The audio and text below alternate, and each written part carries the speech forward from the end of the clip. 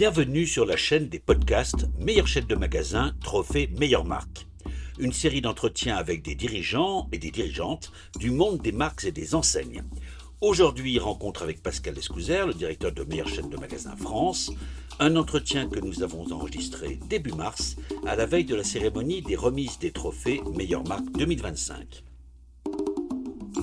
Pascal Escouzer, bonjour. Bonjour. Vous êtes directeur général de Meilleure chaîne de magasins France.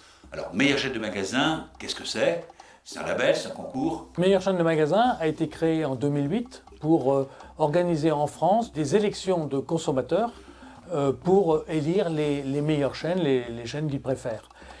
Au fil du temps, on a évolué, ce qui fait que maintenant, on évalue à la fois les meilleures chaînes de magasins, les meilleurs e-commerçants, les sites de commerce en ligne, les franchises depuis 2018, et évidemment, avec l'évolution de la consommation et l'évolution du comportement des consommateurs, depuis 2020, on mesure aussi la relation client et l'expertise des magasins sur cette relation client. Là, vous parlez d'un concours, d'une élection. Alors, il y a beaucoup d'élections, meilleure relation client, on voit ça dans les banques, les services de téléphonie, etc. Qu'est-ce qui est particulier avec Meilleure chaîne de magasins ?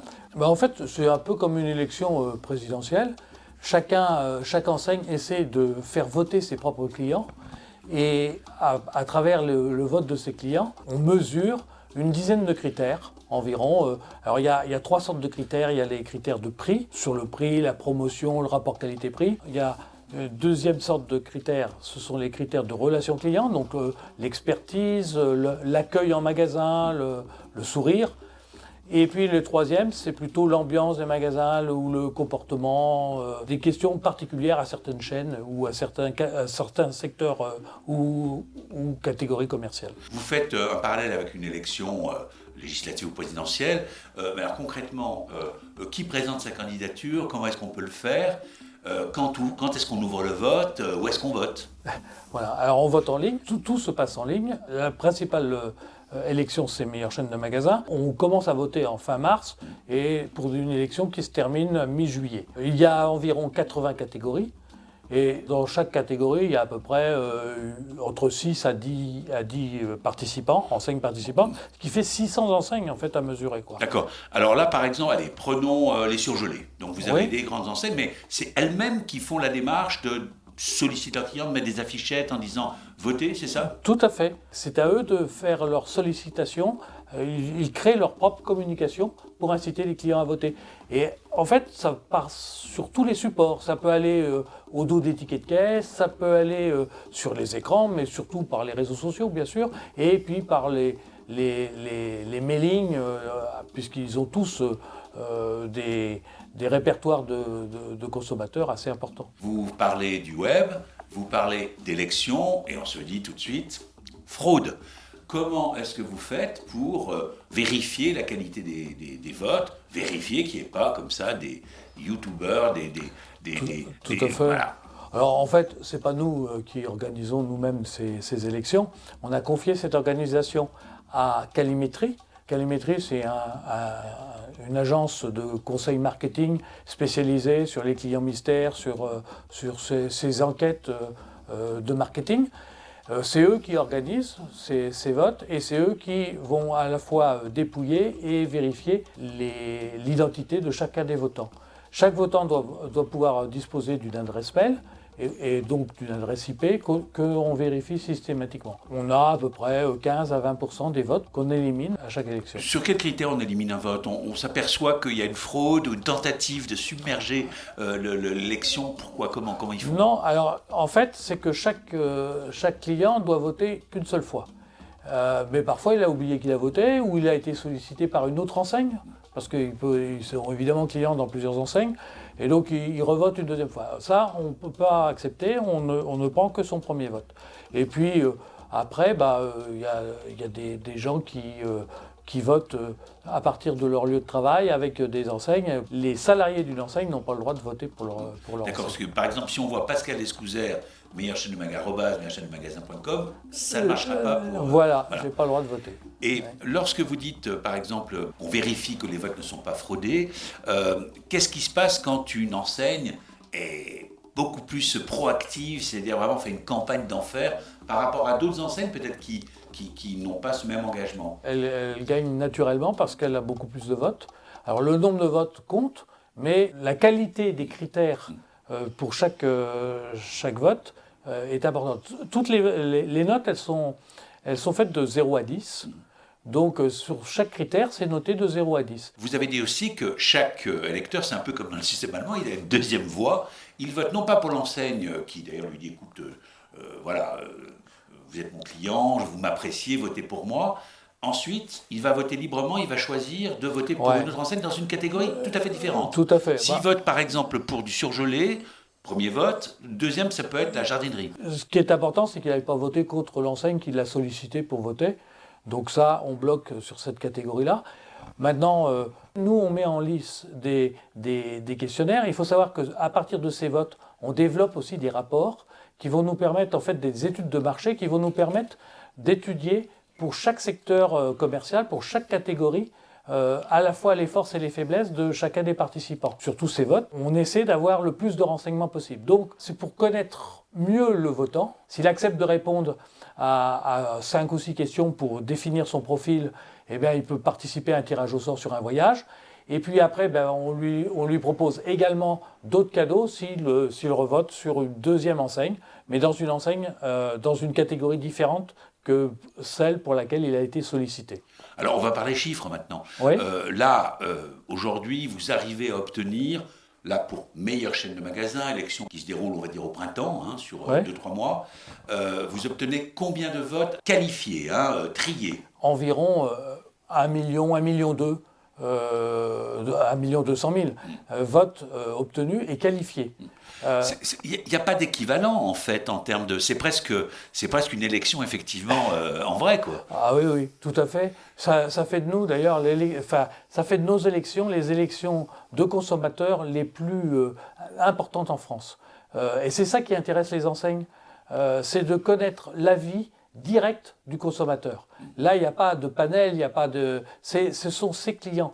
Et ils connaissent les forces et les faiblesses à la fois de leur enseigne, mais aussi de leurs concurrents. Quand une enseigne participe et qu'elle est élue, meilleure chaîne de ceci ou de cela, elle obtient donc un trophée, un label, qui est très reconnaissable. Alors chaque enseigne lauréate fait un peu ce qu'elle veut de ce label pour sa communication. Mais c'est aussi bien du print, c'est aussi bien sur son site internet qu'à la télévision par exemple. Tout à fait, ça dépend de la licence qu'elle veut acquérir en fonction, en fait, le coût des licences dépend de la communication qu'ils veulent faire autour de ce logo ou avec ce logo. Mais vous avez beaucoup d'enseignes qui font de la télévision et elles utilisent ce logo, mais ça peut être sur le packaging, c'est-à-dire sur les paquets directement, ça peut être sur la vitrophanie, sur les vitrines par exemple, ça peut être évidemment sur les réseaux sociaux, sur les sites. Enfin, ils en font toute la communication qu'ils veulent. Qu'aujourd'hui, avec votre expérience, est-ce qu'on peut dire que finalement, chaque enseigne lauréate qui utilise votre label renforce la notoriété de votre label? Tout à fait. Notre enseigne historique, un petit peu, c'est Lidl, qui a vraiment beaucoup développé son changement de positionnement grâce et avec ce label meilleure chaîne de magasins. Bon, maintenant... toutes les grosses enseignes, Carrefour participe aussi, dans l'optique avec Atoll, dans la jardinerie avec Jardiland, enfin beaucoup d'enseignes, un petit peu de tous les secteurs, puisqu'on a 80 catégories différentes. C'est un label, c'est un prix qu'on reçoit, un trophée qu'on utilise pour sa communication. C'est aussi un ensemble de notes très précises qui vont faire l'objet d'un rapport que chaque enseigne peut acheter. Tout à fait. Et elle va obtenir donc des notes sur elle-même. Vous allez où dans le détail de la notation et des critères pour une enseigne? C'est précis parce que plus on a de votes, plus on peut affiner les notes, enfin les tendances. Mais ce qui est intéressant, c'est qu'on peut percevoir les tendances futures, les nouvelles tendances de consommation. Tout change. On va dire, par exemple, je vais vous prendre des exemples. En 2015, vraiment le poids, c'était le prix. C'était vraiment ce que les consommateurs recherchaient. Puis petit à petit, ça était plutôt la qualité. Donc le rapport qualité-prix était plus important. Le prix reste toujours important de toute façon, hein. Mais le rapport qualité-prix... Bon. Et puis après, il y a le Covid. Avec le Covid, les gens ne pouvaient plus venir en magasin, donc il a fallu qu'on développe les services. Et là, c'est la relation client maintenant qui devient importante. C'est-à-dire, est-ce que si je commande sur Internet, est-ce que je vais être servi? Est-ce que je vais être livré en temps et en heure? Est-ce que donc le service de livraison, même si c'est une entreprise qui est particulière, parce que c'est pas toujours l'entreprise qui vend le produit qui livre elle-même, mais elle est responsable de ses livraisons. Elle doit assurer. Et tout ça, on le mesure et on voit toutes les tendances. Et les enseignes sont très contentes d'avoir ces rapports et certaines s'empressent de l'acquérir chaque année pour avoir toutes ces tendances. Ce sont des rapports en plus, non seulement sur elles-mêmes, mais sur les autres. Elles peuvent savoir comment elles se situent par rapport non seulement à peut-être des enseignes concurrentes, mais à des enseignes qui appartiennent à d'autres secteurs. Exactement. Parce que la plupart du temps, les enseignes, elles se connaissent à peu près. Elles font des études de marché par elles-mêmes, elles connaissent leurs clients, ou elles devraient les connaître, hein. Mais là, en plus, elles savent ce que leurs clients pensent des concurrents et donc pensent les mauvaises choses comme les bonnes choses, parce qu'il peut y avoir aussi, il n'y a pas de raison, hein. Eh bien, elles peuvent vraiment déterminer leur nouvelle offre et déterminer leur politique de progression, leur stratégie marketing à partir de ces études. Donc un label, des rapports, c'est tout ça, finalement, meilleure chaîne de magasins. Et puis, vous vous êtes étendu, si je puis dire. C'est-à-dire qu'au départ, c'était meilleure chaîne de magasins. Ensuite, vous êtes étendu à meilleure franchise, meilleure relation client, meilleur e-commerce. Aujourd'hui, on va dire cette année ou ces années, vous allez mettre un focus plutôt sur On s'est beaucoup développé. Alors, on est parti en Espagne aussi. On fait exactement les mêmes concours et les mêmes élections en Espagne aussi. Hein, ça s'appelle Meilleur Comercio del Año. Et puis, depuis maintenant 4 ans, pour la 4e année, nous, on a développé le même système, mais non pas pour les chaînes, non pas de magasins ou pour les enseignes, mais pour les fabricants de produits. Le Made in France est mis en valeur, là, comme ça. Et puis, tous les fabricants qui fabriquent, donc qui produisent un produit ou qui le commercialisent de manière exclusive en France, peuvent participer. Ça s'appelle le trophée meilleure marque. Il y a 25 catégories qui sont récompensées. Et il y a des catégories comme les smartphones, mais aussi comme les vérandas, comme les chaudières. Voilà, ce sont des produits, c'est plus des chaînes ou des enseignes.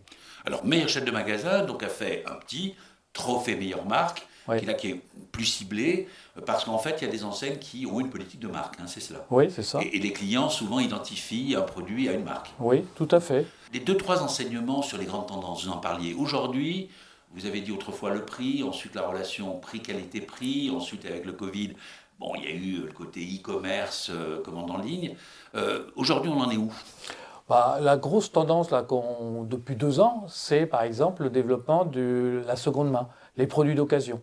Alors ça, à la fois évidemment avec des grandes chaînes, des sites de commerce, entre autres dans le vêtement ou dans la mode, mais aussi dans les objets, Le Bon Coin, Vinted, c'est des enseignes qu'on connaît, mais tout le monde se met à rechercher des produits, et puis de la même manière à recycler, à réparer, à aller vraiment le service, la relation client, ce sont les tendances actuelles qui vont développer. Vous nous avez parlé de grands noms, hein, de grandes enseignes. Alors on se dit, moi je suis un petit réseau, une petite enseigne, etc., j'y ai pas le droit à tout ça. Si, il suffit d'avoir à peu près 30 ou 40 magasins sur l'ensemble de la France pour pouvoir participer. Pour les sites de commerce, de e-commerce, il suffit d'avoir un site. Et vous avez chaque année on va dire des enseignes, des petits réseaux pas connus qui profitent justement et qui participent et qui s'engagent dans cette élection. Tout à fait. Et elles gagnent des fois, même en ayant moins de votes que certaines enseignes, tout simplement parce qu'elles obtiennent des meilleures notes sur les critères. Elles ont moins de votes en termes de nombre, mais en termes de notation, elles obtiennent des notes meilleures, sont meilleures, et elles gagnent. Alors Pascal Lesclusier, je rappelle que vous êtes directeur général de meilleure chaîne de magasins France. Comment est-ce qu'on devient le patron de meilleure chaîne de magasins ? Pour ma part, j'ai fait une école de commerce plus jeune, et puis j'ai développé une chaîne de dépôt-vente pendant 25 ans. Et puis en fait, le marché s'est retourné, j'ai repris mes études de marketing et je suis revenu sur un secteur qui se développait et qui était grâce à Internet, on peut faire ces élections et cette consommation. Mais pour travailler pour Meilleure chaîne de magasins, il faut être un fondu de marketing, ou alors au contraire, c'est plutôt quelqu'un qui analyse les tendances, qui est statisticien autour de calimétrie par exemple. Ben non, je n'ai pas à faire le métier de calimétrie, c'est eux qui font ce métier-là. Moi, mon métier, c'est plutôt d'enrôler tout le monde, d'essayer d'être le battleur un petit peu, d'emmener toutes les enseignes, de développer les nouvelles catégories, de sentir quand même les nouvelles tendances, parce que chaque année, on met des nouvelles catégories, on en enlève certaines, puis qu'on remettra peut-être en fonction, mais il faut sentir, il faut quand même s'intéresser au monde du retail. Et d'ailleurs, j'en profite pour dire qu'on est partenaire avec Procos, qui est la fédération du commerce associé. Elle nous accompagne maintenant depuis 5 ou 6 ans, c'est un partenaire privilégié pour nous. Voilà, je rappelle que je m'entretenais avec Pascal Escouzer, qui est directeur général de Meilleure chaîne de magasins France. Merci Pascal Escouzer. Merci.